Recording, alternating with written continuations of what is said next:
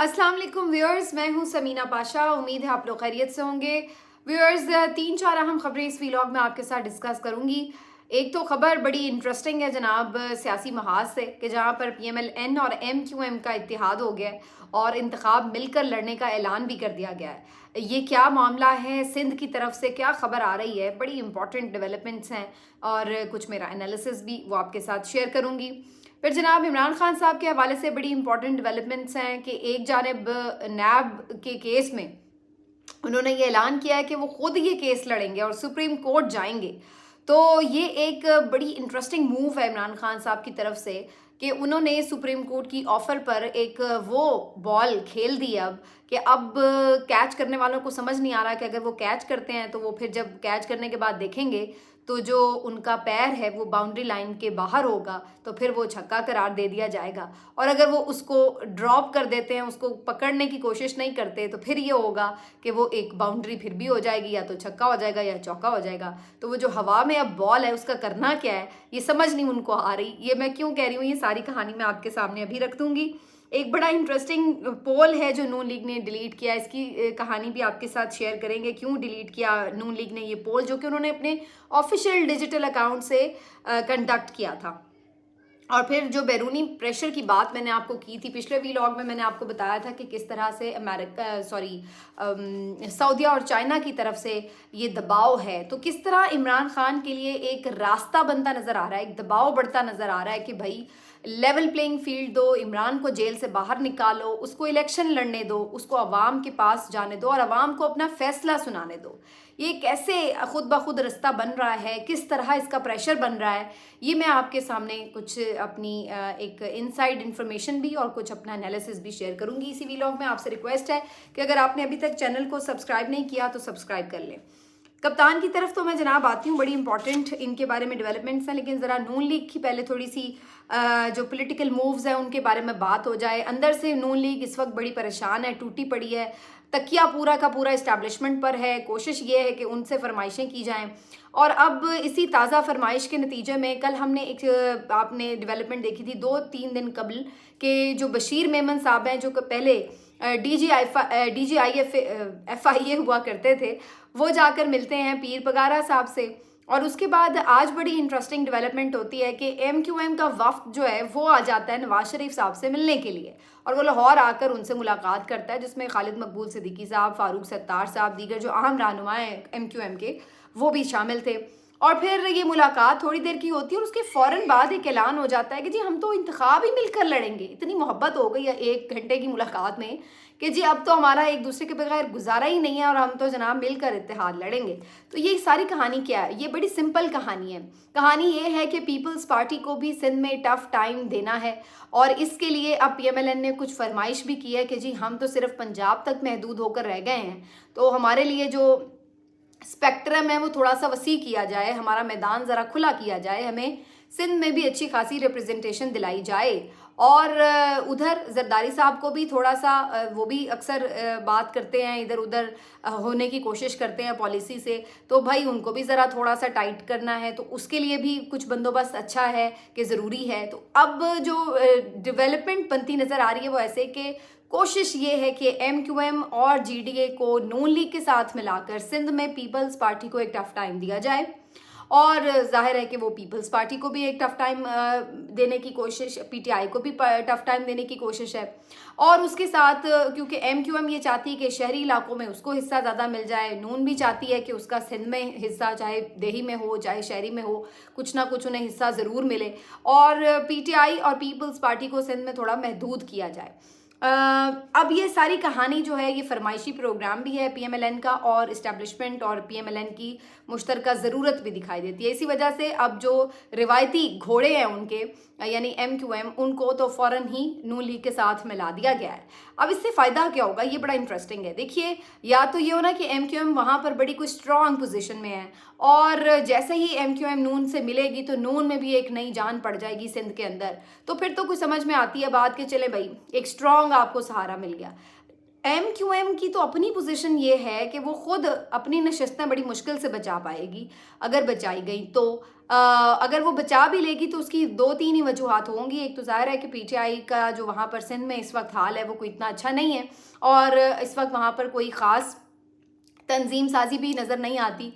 जो वहाँ के मेन लीडर्स थे वो भी ऑलमोस्ट सारे छोड़ गए पीटीआई के। तो एक दो के अलावा फिरदौस शमीम नकवी साहब या हलीम आदिल शेख साहब, खुर्रम शेर जमान साहब, ये तो खैर अभी हैं वहाँ पर, लेकिन अगेन जो वहाँ पर क़यादत है वो तो सारी जेलें वगैरह बेचारी भुगत रही है। तो काफ़ी वहाँ पर थोड़ा सा पीटीआई का जो एक बना था पूरा एक आप कह सकते हैं कि एक जो स्ट्रेंथ बनी थी उसको बहरहाल थोड़ा झटका लगा, और वो हमने बल्दियाती इंतखाब में काफ़ी हद तक देखा। खैर उसमें बहुत सारे फैक्टर्स धांधली वगैरह के अपनी जगह थे, लेकिन इसके बावजूद भी पीटीआई की वहाँ पे पोजीशन कमज़ोर हुई। इमरान खान साहब वहाँ पर बहुत ज़्यादा वक्त भी नहीं दे सके, ज़्यादा वो खैबर पख्तूनख्वा और पंजाब में रहे हैं और वहाँ पर इतना ज़्यादा वक्त भी नहीं दे पाए, उसकी वजह से भी थोड़ी पोजीशन कमज़ोर तो हुई वहाँ पर। अब कोशिश इनकी ये है कि एमक्यूएम जो कि ऑलरेडी एक बड़े प्रेशर में है, अवाम उनसे बुरे अंदाज से आप कह लें कि मिलते हैं, या कम अज़ कम आप उनके जलसों का अगर हाल देखें तो कोई उनके इम्प्रेसिव जलसे में नहीं। कहाँ एमक्यूएम के जलसे आप देखें भरे होते थे, और कहाँ एक तो अल्ताफ़ हुसैन के बाद वैसे ही उनको काफ़ी टफ टाइम मिला। रही सही कसर उनकी ये जो बार बार की बदलती पॉलिसीज़ हैं, कभी पीटीआई के साथ महंगाई के ऊपर एहतजाज करते हुए अलग हो गए, और फिर पीडीएम का हिस्सा बन गए जिसमें उससे भी ज़्यादा महंगाई, और उसके बाद चुप करके बैठे रहे। तो वो कहानी क्या थी वो तो खैर सब पता चल गई, लेकिन आप तो एक्सपोज हो गए। तो अब उनके लिए वहाँ पे ऑलरेडी एक टफ टाइम है, और ऐसे में दो गिरती हुई दीवारें एक दूसरे को क्या सहारा देंगी, मेरी तो समझ से बाहर है। पीएमएलएन तो वैसे ही वाइप आउट है वहाँ पर, और रही सही जो एमक्यूएम है उसके ऊपर भी इतना डिपेंड नहीं किया जा सकता। तो ये मिलकर लड़ना भी चाहेंगे तो क्या कर लेंगे। बहरहाल कोशिश यही है कि कम अज़ कम ऑप्टिक्स के लिए दिखाया जाए कि जी वहाँ पर भी सब अब नून लीग के साथ मिल रहे हैं। जीडीए के ऊपर भी यही प्रेशर है कि जी आप भी मिल जाएं उनके साथ, लेकिन फिल वक्त उन्होंने ऐसा फैसला नहीं किया।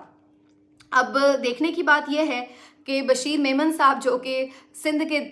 सदर बना दिए गए हैं पीएमएलएन के, ये भी बड़ी इंटरेस्टिंग बात है कि मतलब एक बंदा भी पिछले महीने शामिल हो रहा है पार्टी में और आपने उठा करके उसको सिंध का सदर ही बना दिया। यानी ऐसी क्या उसने एक महीने में खिदमात अंजाम दे दी हैं कि आपने उसको सिंध का सदर ही बना दिए। तो ये खिदमात वो अब एक महीने से नहीं अंजाम दे रहे थे, वो बहुत देर से, जब वो डीजीएफआईए भी थे वो तब से ही काफ़ी काम कर रहे हैं पीएमएलएन के लिए, बड़ी खिदमत किया उन्होंने, और इसी वजह से जो है आज उनको इनाम भी मिला है। तो अब वो वहाँ पे मुतहरिक हैं, देखते हैं वो जीडीए को भी साथ में ला पाते हैं या नहीं। लेकिन ये जो बज़ाहिर इस पूरी मूव का मकसद नज़र आ रहा है वो यही है कि पीएमएलएन को वहाँ पे स्ट्रेंथन करके पीपल्स पार्टी पे थोड़ा प्रेशर बढ़ाया जाए और पीटीआई को भी अल्टीमेटली कमज़ोर किया जाए। तो ये सारी कहानी जो है सिंध की। अब नून का अपना हाल क्या है? नून का अपना हाल ये है कि नून लीग ने अपने डिजिटल अकाउंट से जो एक पोल कंडक्ट किया कि जी जैसे कि अब इलेक्शन के अनाउंसमेंट के बाद बहुत सारे लोग पोल कंडक्ट करते हैं कि आप किसको वोट देंगे, ट्रेंड्स देखने के लिए। तो ट्विटर पर ये जो पोल था ये पीएमएलएन के डिजिटल अकाउंट से कंडक्ट किया गया। अब एक अंडरस्टूड सी बात है कि अगर पीएमएलएन का अकाउंट है तो उसको ज़्यादातर जो है वो पीएमएलएन के फॉलोअर्स ही फॉलो कर रहे होंगे, और उस पर जो रिस्पॉन्ड भी करते हैं ज़्यादातर ज़ाहिर है जो फॉलोअर्स होते हैं वही रिस्पॉन्ड करते हैं। तो एक्सपेक्टेशन ये थी कि चलिए इतना शायद इसका बुरा हाल ना हो, लेकिन हैरत अंगेज तौर पर आप यूँ कह सकते हैं कि पीटीआई ने नून लीग को उनके होम ग्राउंड पर जाकर फेंटा लगाया और ठीक ठाक लगाया। डिफरेंस बहुत ज़्यादा आया है। ना सिर्फ ये कि पीटीआई इस पोल को लीड कर रही थी, बल्कि मार्जिन इतना ज़्यादा था कि पीएमएलएन के अपने होश उड़ गए होंगे। आप हैरान होंगे ये जानकर कि 37,455 वोट, जो कि अच्छा खासा वोट होता है, इस वोट के ऊपर जो परसेंटेज आ रही थी उसके मुताबिक पीएमएलएन सिर्फ 16% वोट हासिल कर पाई इस पोल के ऊपर, पीपल्स पार्टी के सिर्फ 2%, जबकि पीटीआई के 81% 81% वोट जो थे वो पीटीआई के थे। इतना बड़ा मार्जिन था। ये पीएमएलएन के अपने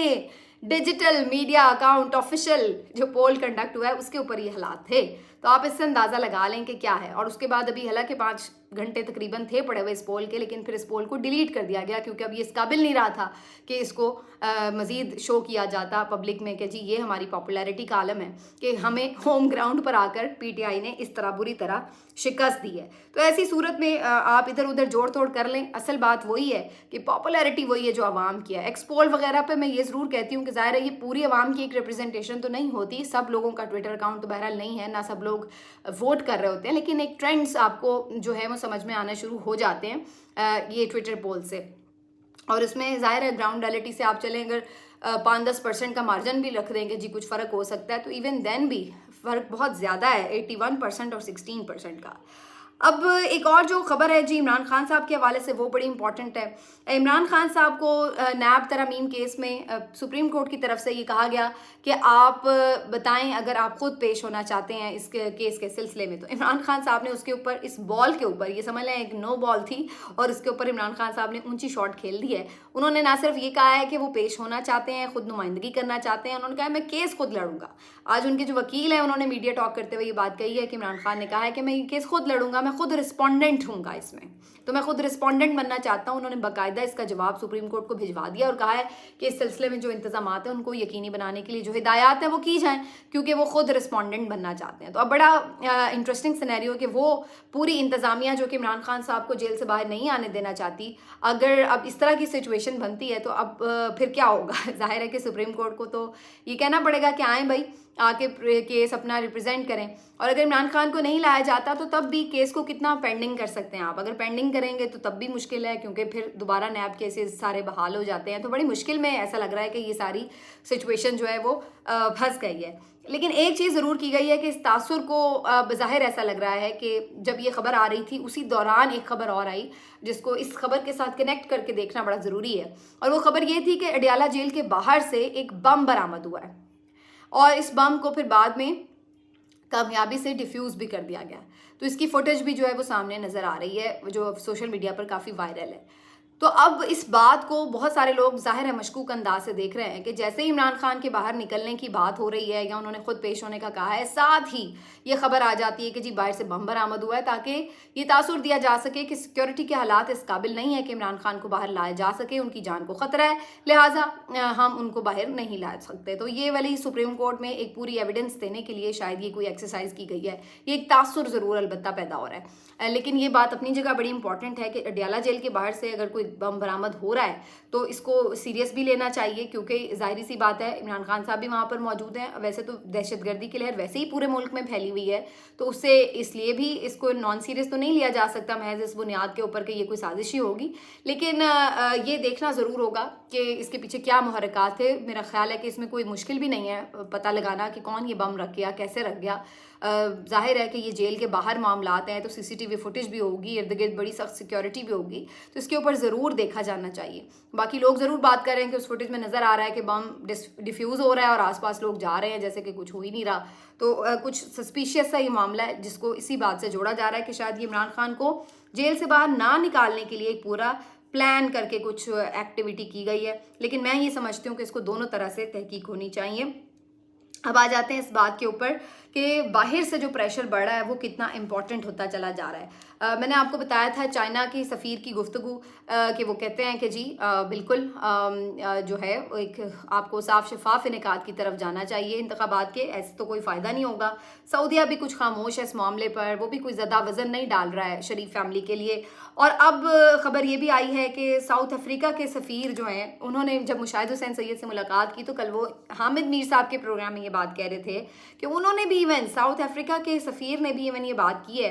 कि आपने इमरान खान को जेल में क्यों डाला हुआ है, उन्हें बाहर निकालें और इलेक्शन लड़ने दें। और उन्होंने साथ ये मिसाल दी कि भाई आप लोग नेल्सन मंडेला का जिक्र ज़रूर करते हैं, बहुत बात करते हैं, तो आपको पता है नेल्सन मंडेला जब बाहर आए थे उन्होंने तो बिल्कुल उस वक्त इतने हालात ख़राब थे और लग रहा था कि मुल्क में कोई खाना जंगी हो जाएगी, लेकिन नेल्सन मंडेला ने उस वक्त तमाम मुखालिफिन को माफ़ कर दिया और बिल्कुल एक अच्छे माहौल की तरफ जाने के साथ उन्होंने ऐलान किया और कहा कि सब मिलकर चलें। तो आप लोग ऐसा क्यों नहीं कर सकते? वैसे तो आप बड़ा नेल्सन मंडेला की मिसालें देते हैं, तो करें ना, आप नवाज शरीफ साहब वापस आए हैं, करें फिर इमरान खान को भी बाहर आने दें जेल से और करें उनसे भी बातचीत भी करें। तो ये उन्होंने बात की। तो ये अब एक तमाम सुफरा की जो गुफ्तगू है अगर इसको आप मिला के देखें तो बज़ाहिर ये नज़र आता है कि जो ओवरऑल एक प्रेशर पड़ रहा है ना वो ये चीज़ है कि लोगों को पता है, दुनिया को पता है, इन ममालिक को पता है कि अवाम का मूड क्या है, अवाम क्या चाह रही है, और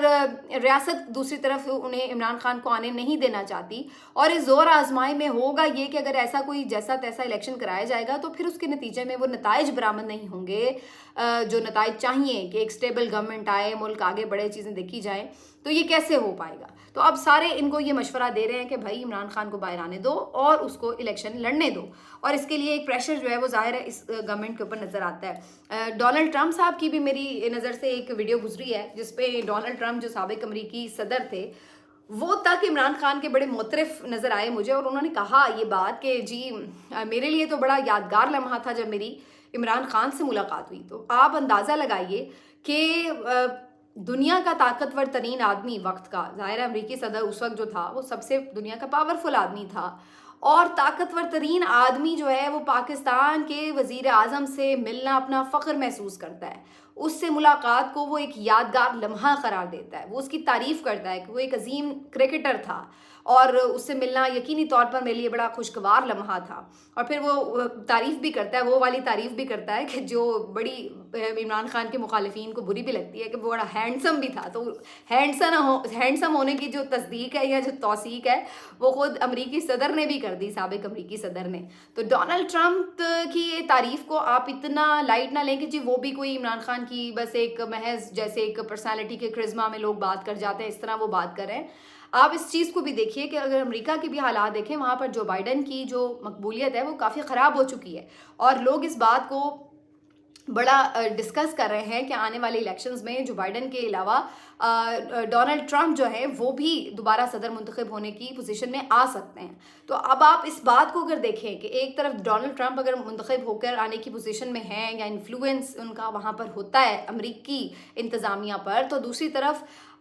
इमरान खान के बारे में वो अगर तारीफ़ी कलमात कह रहे हैं, तो ये कितने इंपॉर्टेंट बन जाती है सारी जो इक्वेशन है। तो इस चीज़ को भी इसलिए इतना हल्का नहीं लेना है कि जी ये कोई ऐसे ही उन्होंने कोई वो भी कोई कल्ट है, इमरान खान का कोई फ़ैन क्लब है, उसका कोई मेंबर है डोनाल्ड ट्रंप, कि जिसने जी इमरान खान की हैंडसम होने की तारीफ़ कर दी। देखिए ये एक अल्लाह ताला की तरफ से गॉड गिफ्टेड बात होती है कि आप कहीं जाएं और आप आलमी शख्सियात को मुतासिर कर सकें अपनी गुफ्तगू से, अपने अंदाज से, अपनी जो भी आपका एक नैरेटिव है उससे, विजन से। और ये सिर्फ एक की बात नहीं है, आप तुर्क सदर की गुफ्तगू सुन लें इमरान खान के बारे में, आप मलेशियन सदर महातीर मोहम्मद की गुफ्तगू सुन लें, आप डोनाल्ड ट्रंप की गुफ्तगू सुन लें, आप कितने ही ऐसे ममालिक की गुफ्तगू सुन लें जो इमरान खान के बारे में गुफ्तगू कर रहे हैं, तो आपको पता चल जाएगा कि किस तरीके से जो आलमी दुनिया है, यानी जो ओवरऑल बाहर के बड़े ममालिक हैं वो किस तरीके से परसीव कर रहे हैं, ये सारा कुछ जो हो रहा है। आप इंटरनेशनल मीडिया की कवरेज देख लें इमरान खान के लिए, तो पता चल जाता है कि वो भी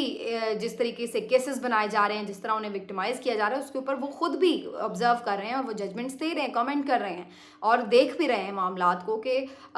ये पाकिस्तानी जो इंतज़ामिया है और इनका ये हाल है कि अच्छा खासा बंदा जिसके ऊपर कोई करप्शन के उस तरह से चार्जेस जो हैं वो प्रूव नहीं हो रहे, और ये उसको किस किस्म के मज़हका खेज़ केसेस में